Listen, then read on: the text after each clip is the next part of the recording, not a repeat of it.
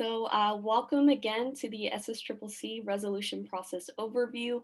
We'll be covering our submission process and just giving a brief little overview of amendments, sponsorship, and also just all the ins and outs of writing the resolution as well. I'm happy to introduce our presenters today. My name is Catherine Squire. I am the Vice President of the Student Senate for California Community Colleges today, and I'm a student at San Joaquin Delta College. And I'll give our other presenters a chance to introduce themselves.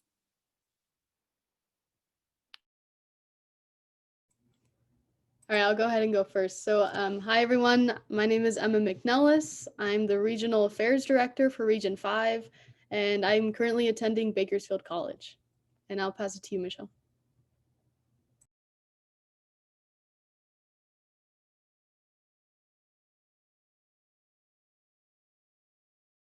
Michelle, I think you're muted.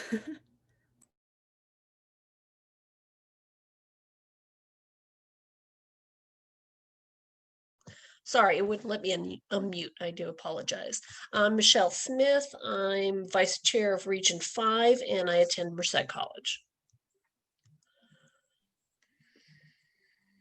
Thank you, Michelle and Emma. We are so happy to have both of them present today to help us go through resolutions. So with that being said, we'll go ahead and get started.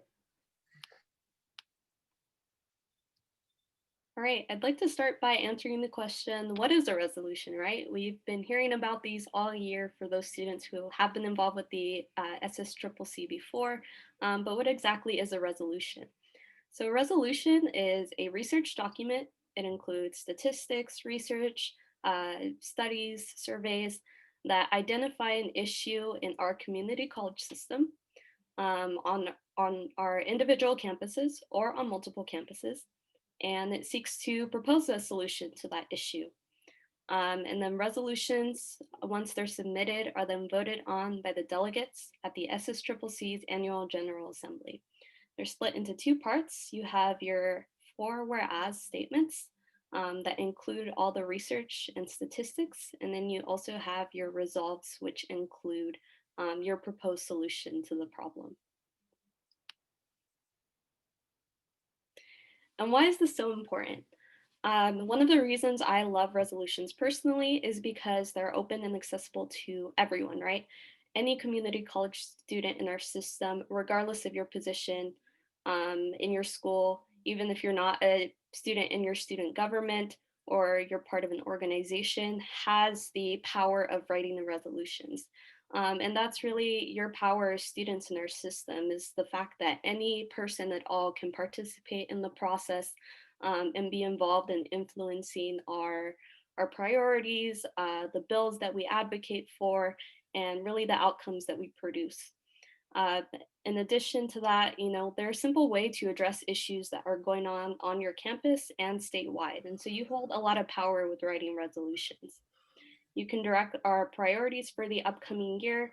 Many of our resolutions have been turned into bills that we've advocated for, such as our student trustee full rights and responsibilities resolution that is available on our website. Just got turned into a resolution recently called AB 2910. So that's really a direct example of how resolutions are so powerful and really how they help you and how they give you that opportunity to participate in the SSCCC. So I'll go ahead and pass it off to Michelle next, and she's going to go through our process. Thank you, Catherine. The process. It is really basically 3 easy steps, but this has been broken down to a few more just to make it so that you don't miss a step. The step 1 is first to compose your resolution. Step 2 is to find a sponsor, which can be your ASO, your SBA, your region, a caucus, anybody that you think, or even the board of directors can be a sponsor. Step 3 is submit to the Rules and Resolutions Committee. Step 4, amendments may be made. I think that's how we should put it. And step 5 is to present it at the General Assembly. Next slide. Step 1, composing a resolution. Who can write one? As Catherine said, anybody can write one as long as they are a community college student, which is an amazing piece of power to have. The content must address a relevant issue that is yet to be addressed. Make sure you ask around your campus, because just because maybe you're having this problem and there might be a couple of other colleges that are having the same problem. The details is limited to 4 whereas sections and 4 resolve sections. Keep it concise and to the point. Whereas sections support arguments, facts, and background and information. And resolve sections consist of requested actions for the SSCCC. You must add citations for your whereases if you have any. Next slide. Michelle, I just want to add a few notes here as well. Okay. On who can write one, any enrolled student can, but that does not necessarily mean that you have to write a resolution all on your own. I remember when I first started writing my first resolution, it's a really difficult document to write. It looks very short, but it's not easy to put together. There's a lot of time, effort, and work that goes into it. And so we do allow for collaborations to help happen between if you have a student at your college that you want to author a resolution with, you can work together and you put both your names on the resolution. You can collaborate from students from different colleges, perhaps in your region, or maybe that means your regional affairs director, your legislative affairs director are all there to assist you and also collaborate with you. So that's a really special part of writing a resolution as well. And then one important note I just want to add about the content as well. Michelle mentioned that your content must address a relevant issue that has yet to be addressed. And so something to keep in mind is that we do not accept resolutions that have repetitive topics that have already been written on many times before in a prior semester or a prior spring General Assembly. So that's also something to keep in mind. And one other thing to note is that while you are limited to 4 whereases and resolves in your resolution, you don't necessarily have to write all 4 in each of those categories, right? Because sometimes, you want to keep it more concise and get to the point, and sometimes less is more, and that can make your resolution a lot stronger. And then the last thing I want to add is that while you must have citations, we accept any style. You can simply just list the website link or URL on the document, or you can make it a little bit fancier, make it APA or MLA if you want to make it more collegiate. But we take all styles of citations. And Catherine, can I make what we need the link to the citation? Now, okay, the resolution structure. Thank you so much, Catherine.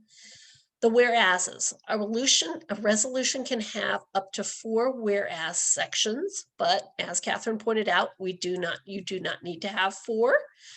You should provide background for the ask. That means have your information ready to go, and should provide facts to back up any claims that you have placed on them. For the whereases, for resolved, no more than 4 resolved. Ask for specific action to be taken. Only urges or recommends. You can't straight out ask for what you want. And ask the SSCCC to take direct action on this. Next slide. And I just want to give some, I guess, kind of tips to add more to this slide. Okay. When you're writing your background and when you're including your research and stats, feel free to cite prior bills that were written and that might have not passed as support for your resolution. We also have a resolution database on our website that is especially helpful, not just in authoring your own resolutions, but you can also cite past resolutions that may support your topic now. Correct. Citations. Assertions of the fact of the resolution should be supported by evidence with sources cited. We're all community college students. We do know how to cite. But we also definitely this year do want to make sure that you have your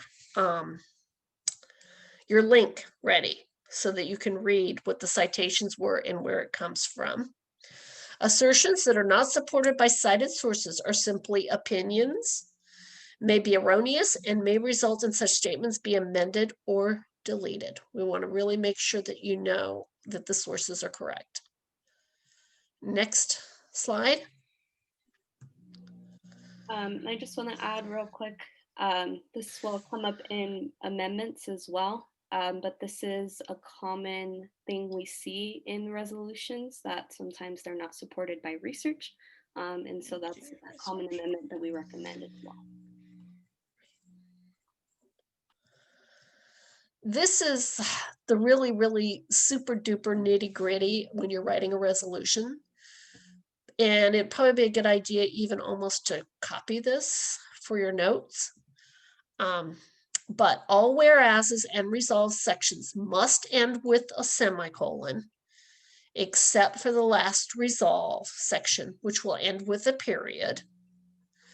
The second to last whereas must add and after the semicolon. The last whereas must add now, therefore be it after the semicolon.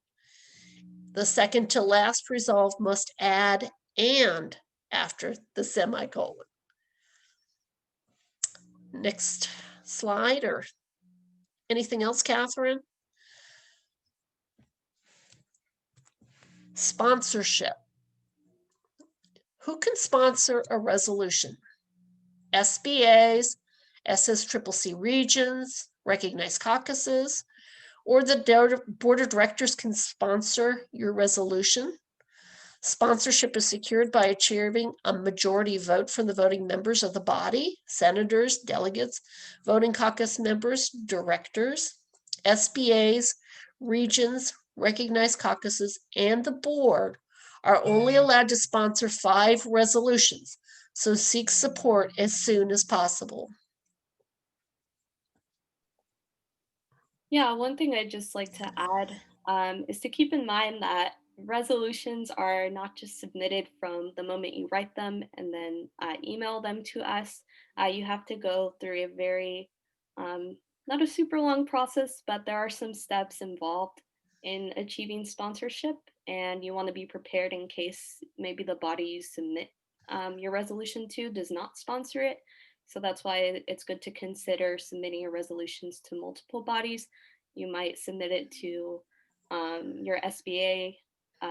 And also, it doesn't necessarily have to stay within your region as well. For example, if I were a student in Region 2, I don't necessarily have to send my resolution to be sponsored by Region 2. I could send it to Region 4 or Region 10 to have it sponsored as well.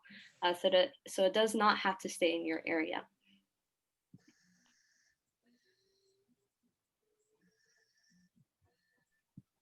And then Michelle, are you ready for the next slide? Yeah, next slide, I'm sorry. Step 3, I'm gonna hand it on over to Emma now. All right, thank you, Michelle. All right, so the next step in the resolution process is submission. So in order to get your resolution officially added to the resolution packet, you have to submit your resolution. And so like Michelle and VP Squire just explained, you do have to get it sponsored in order for your submission to be accepted and valid. And so like they said, your SBAs, the regions, caucuses, and the board of directors, they can only sponsor up to 5 resolutions. So you do want to seek that as soon as possible. However, your resolution does not have a limit to how many sponsors it can have. So you could have 10 sponsors. You could get sponsored by all 10 regions if you had the ability to. And once you have that sponsor, you're going to email both your resolution and the minutes where your resolution was adopted to the email, which is resolutions@studentsenateccc.org. And this email will make sure that it gets to the Rules and Resolutions Committee for review. And lastly, that submission has to be done by the deadline. And this deadline every year will be 55 days before the General Assembly. And this year, that exact date is January 28th. So you will have to follow these processes and have your resolution submitted by January 28th, which is coming up. So, all right, next slide.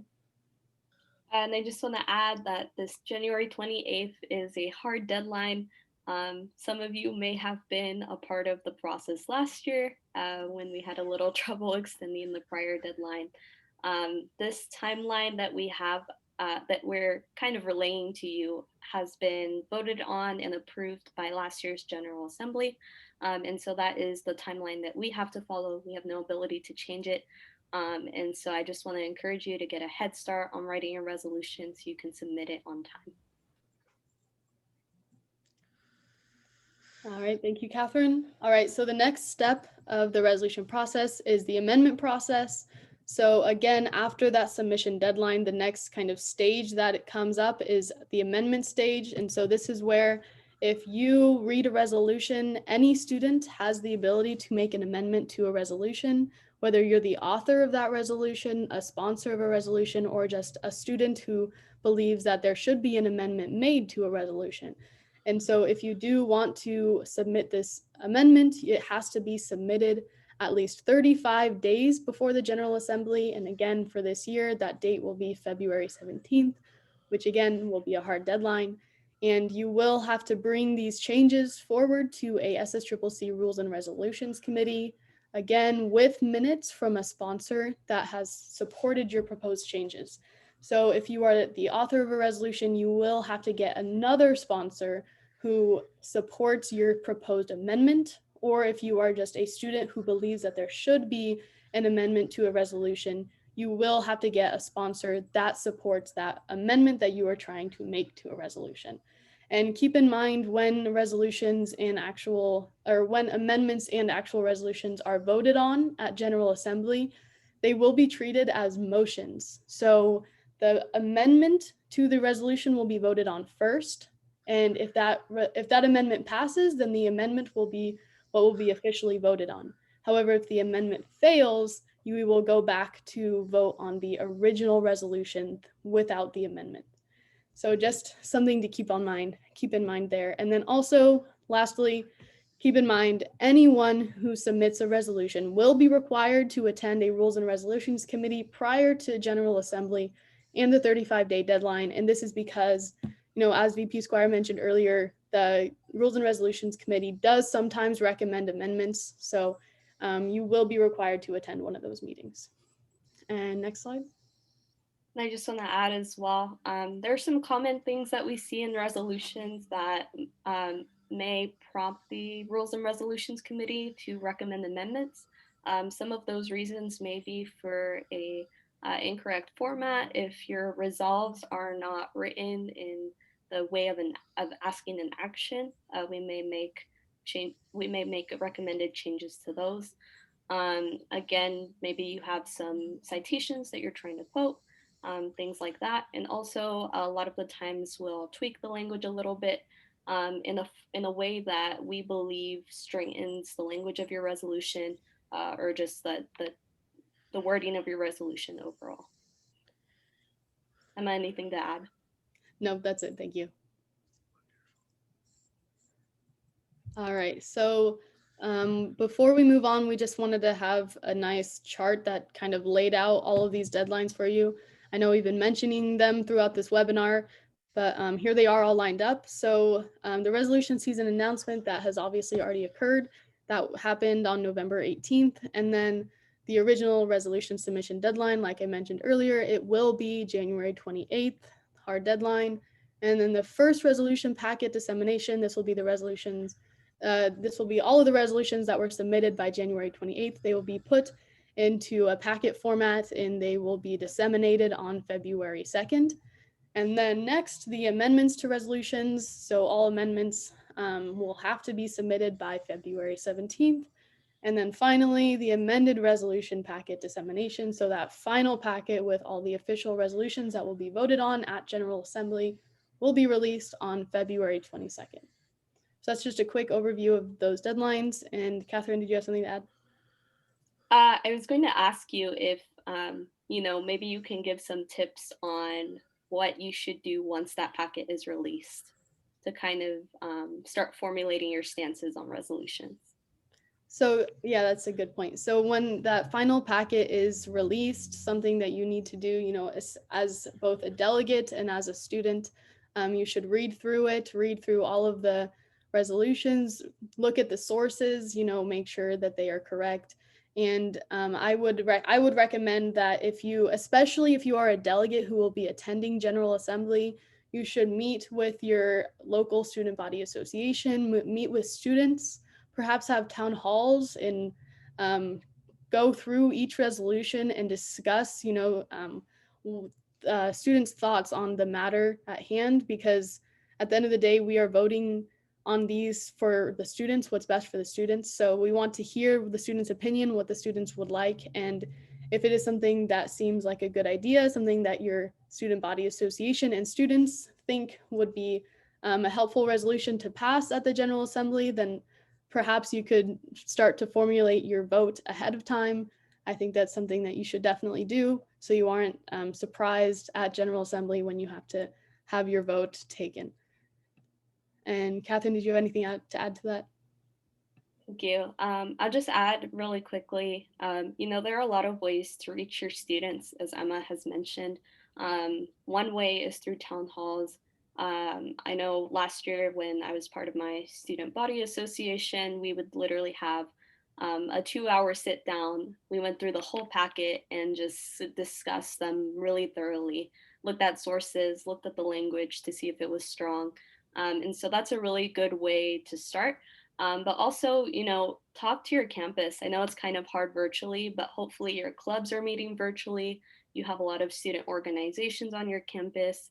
Hopefully everyone has inter-club council, so that's a really good way as well. So make sure you're getting out there and talking to your students, because especially as a delegate, you're voting on this based on how the resolution affects your campus and what you think is the best route for community college students overall.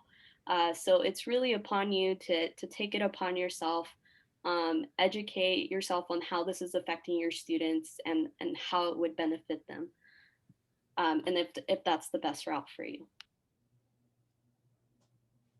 All right, thank you, Catherine. Again, we can go ahead and move to the next slide.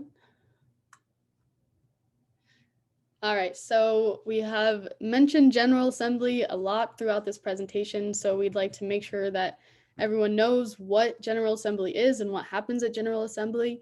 So if you are a delegate or if you are a student government member, you have probably gone to student government meetings for your local college or even region meetings for your local region. However, General Assembly is a statewide meeting of delegates from all 116 California community colleges. So it is a very big meeting, very official meeting where all of the colleges, all of their representatives come together to discuss these resolutions. And so the students come together to debate which resolutions they will approve and which resolutions they will deny, followed by a vote. So each resolution will have its own item and it will be debated individually. And then there will be a vote from all of the delegates to see which resolutions pass. And those resolutions that do pass then become the SSCCC's priorities for the next year. And so keep in mind that this year, General Assembly will be March 26th through the 28th. If it is held in person, it will be at the Westin Long Beach Hotel. And so, yes, that is what General Assembly is and what happens. Emma, do you have any tips on how to participate and handle debate? Actually, I am not a pro when it comes to that because this will be my first General Assembly myself, you guys. So Catherine, I'm gonna let you speak on that one. Okay, thank you. Yeah, so we recognize that it can be extremely intimidating to kind of show up and you have all 116 um, representatives from all our colleges, so it's a big space to be in. It can be intimidating, and you can get nervous. And debates do get heated sometimes, but something to remember is that we do have community agreements that we put for all our delegates. So remember to be respectful. Remember to attack the idea or resolution, not the person. That's a good tip.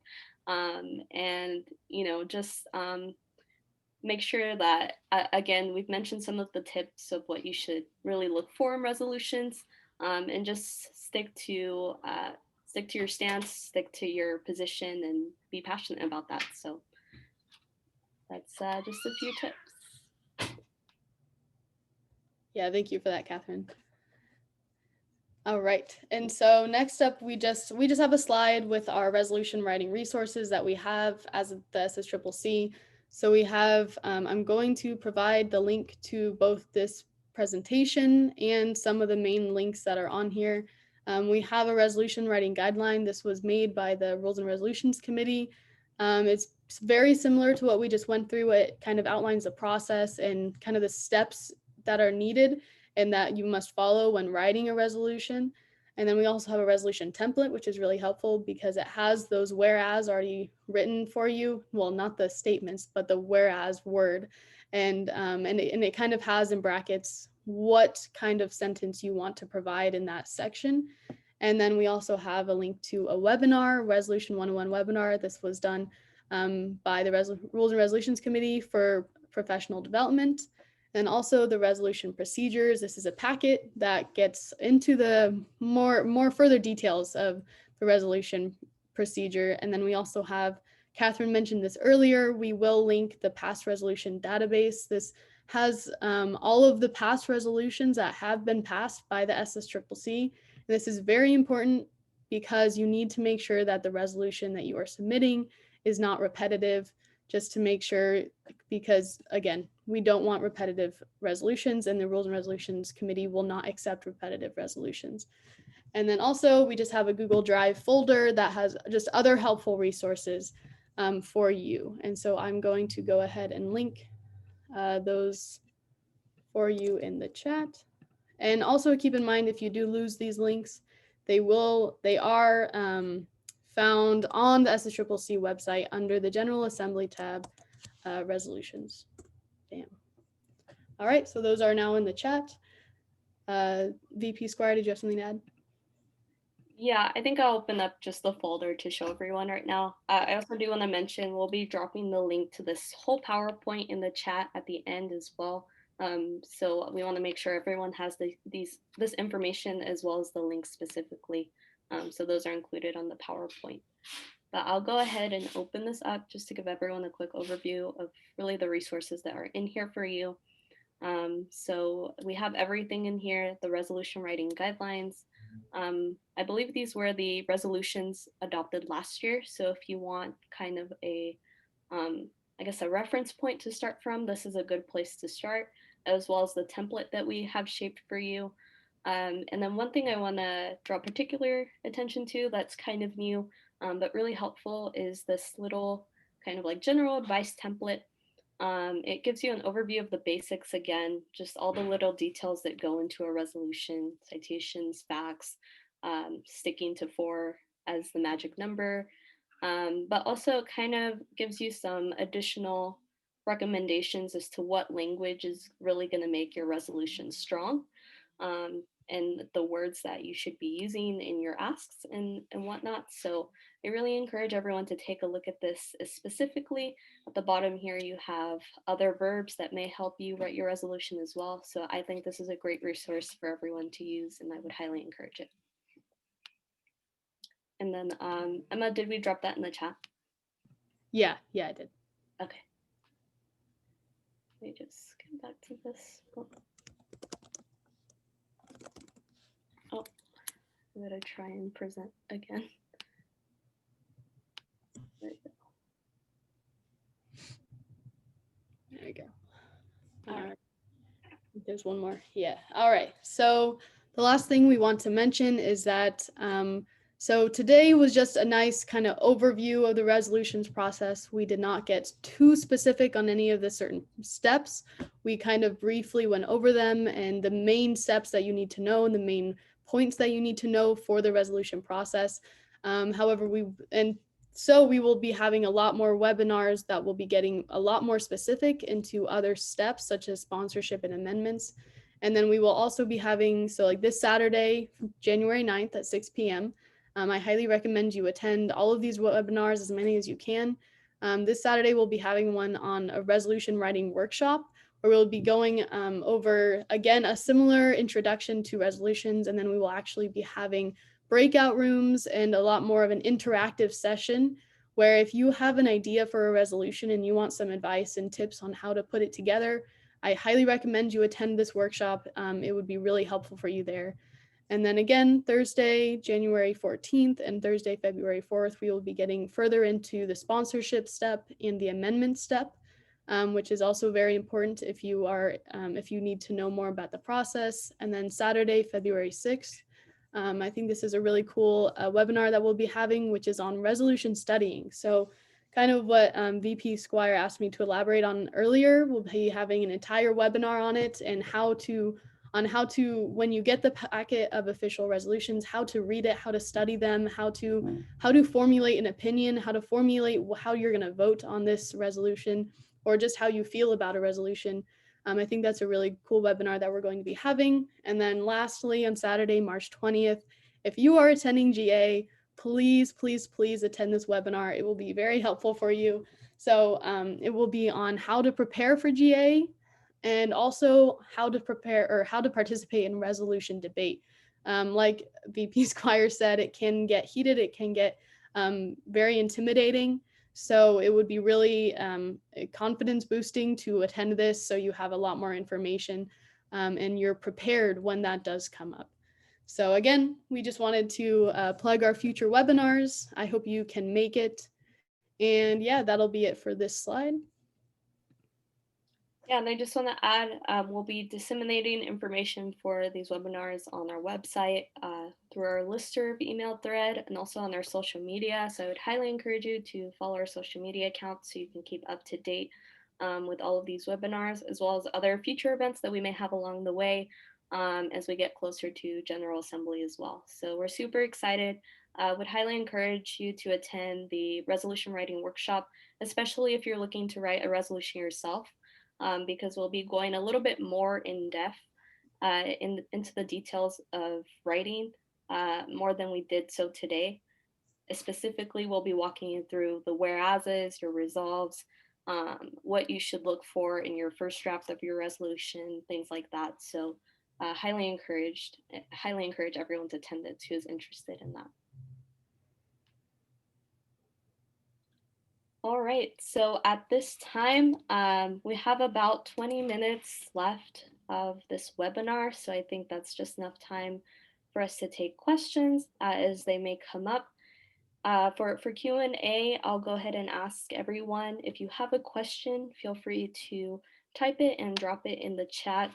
Or you can go ahead and raise your hand and we'll ask you to unmute.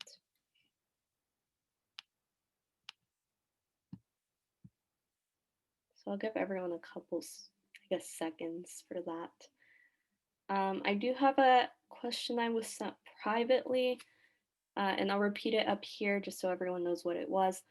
For resolutions to be approved in a region, where are they sponsored? Michelle or Emma, do you want to answer that? Would you mind repeating it one more time? So if you want your resolution to be sponsored by your region, what meeting should you take that to? Oh, okay. So it would definitely be this January's upcoming regional or delegate assembly meeting. I know the times differ for each region, but they will all be, the times, Zoom links, and agendas will all be available on the SSCCC calendar. And if you do want your own agenda item, which you will need if you want your resolution to be sponsored, please contact the regional affairs director for whichever region you are trying to, whichever region's delegate assembly you are trying to attend. Please email them. I would recommend soon so that they can put you on their agenda as soon as possible. Keep in mind those agendas do have to go out 72 hours prior to the meeting date. So they will need your interest in wanting to be an agenda item very soon.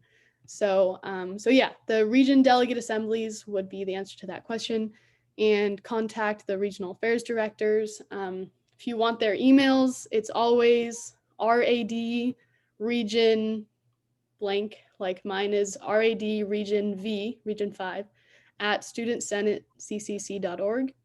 And those emails are also available on the SSCCC website if you do need them. So yeah, I hope that answers that question. Yeah, thank you. And Emma mentioned something helpful as well. We do have a calendar of events that we have on our website, which can be a super helpful tool if you're looking for meetings to get sponsorship from. So all the region meetings will be on there, as well as our board of directors meeting and our committee meetings as well. So those are all places which you can reach out to get sponsorship. And I see a hand. I'm gonna go ahead and unmute them. Hello. Can you hear me? Yes. Awesome. Okay. Hello. Oh, if you do not know me, I am Coms 10. I'm really happy to be here, and I thank you for this. I told my ASG to come here. No one came, so they're gonna definitely come to the next workshop for sure, because we have never done resolution before. They have thought this whole time that ASGs can only do advanced, and I'm like, no, we can do way more. So hopefully they come for the next one for sure. And I'll show the recording of this. I will. I have to. Second off, can we access the slides in some way? So I believe we sent the link in the chat. Is that one working? Oh, I just saw it. Never mind. Thank you. And third off, I just want to say thank you to our interpreter, Chris, our ASL interpreter. We really appreciate you for what you're doing here. You're opening door for deaf and hard of hearing students to advocate alongside us. So thank you so much, and I hope I can see you in future events. All right, thank you so much, Jorge. And you brought up something that I just want to clarify too. We've mentioned that you should start writing a resolution early. But hopefully you've noticed this in the PowerPoint, but I just want to point that out as well. You're not limited to the number of resolutions that you can write as long as they're all sponsored. So if you have so many ideas in your mind that you need to write multiple resolutions, that's also something you can do.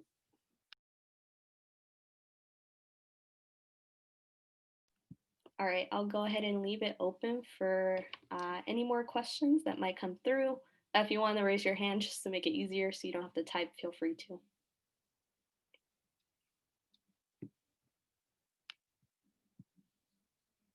All right, we have a question. I'll go ahead and unmute.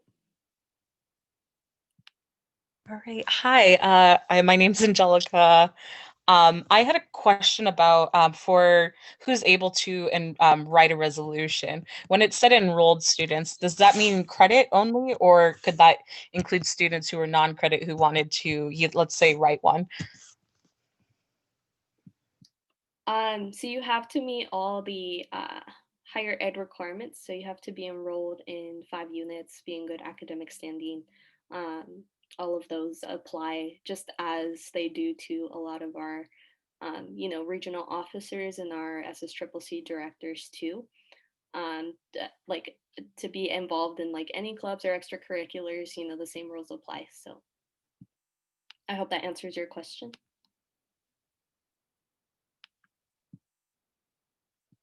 Oh, I'm sorry. It does. Thank you. Just a clarification. Oh, sorry. I apologize. The wrong information. Scratch that. Any student can write one, so it's not a 5-unit requirement. It's just any student that's enrolled in the community colleges and is taking classes. I apologize. That information on my end. Okay. Any other questions? So I have a question here. How can you know that you're not duplicating a resolution? So that's a great question. I know Emma, you've relayed this. Do you want to answer that? Sure, I'll go for it. So yeah, it's actually, if you check the links that I did send in the chat, there's one that says past resolution database. So if you click on that link, it's going to take you to the SSCCC website where we have a database that has all of the SSCCC's past resolutions on there. And so you can search by year, you can search by topic. And so what I would recommend is if you are even thinking about making a resolution now, before you do anything, go to that database, type in, keyword of what you're trying to do, look through, don't even focus on the keyword, just go through the past years and just look through the resolutions and make sure that you are not repeating one that has already been made, because that's a great question, because you don't want to be repetitive in that way. So yeah, that's what I would recommend. Definitely go to that database and look through it. I would also recommend you can reach out to people who have been here for past years, such as VP Squire or Executive Director Julie Adams. I know I had an idea for a resolution, but Julie Adams actually told me that that has been done before. So definitely, because the database can be very lengthy. So I would also recommend reaching out to people who have been here for prior years and do have that knowledge themselves. So that's what I would recommend, those two things there. Thank you, Emma. And I just want to go back a few slides because that database is really like one of the best resources you can use. But also, if you're not sure, feel free to email the resolutions email that we have available for you. That resolutions email is connected to me, so I'm able to get any questions that you might have in the process. And that's really what I'm here for as the chair of the Rules and Resolutions Committee, is to help any students who may need assistance through the process. So if you're not sure if your topic has been written about before, then just email me and ask, and I can get back to you. I answer emails daily, so I just want to put that out there as well.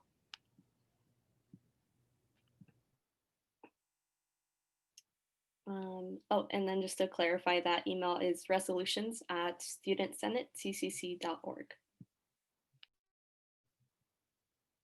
All right, are there any other questions?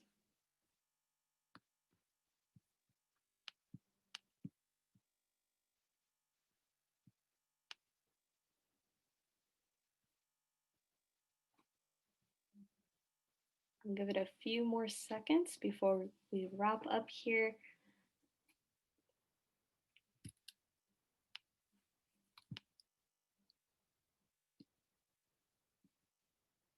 Okay, I'm not seeing any questions on my end. Michelle and Emma, do you have any that you've seen? I just want to make sure we're not missing any. Nope, not from my end. Okay, so it seems like we're good to go. So just to end the note, I want to thank everyone for being here and taking the time out of your day. As students, I know this is our time for many of us to take a rest period, and a lot of us are still in vacation mode, but the fact that you're here and you want to learn about the process and submission process means so much to us to see you be involved as student leaders. So I want to encourage you to keep attending our future webinars. We have one in a couple days again, which will be very interactive, and then also just stay connected with us as well. We had a lot of events in the fall semester. We might have some additional events in the spring.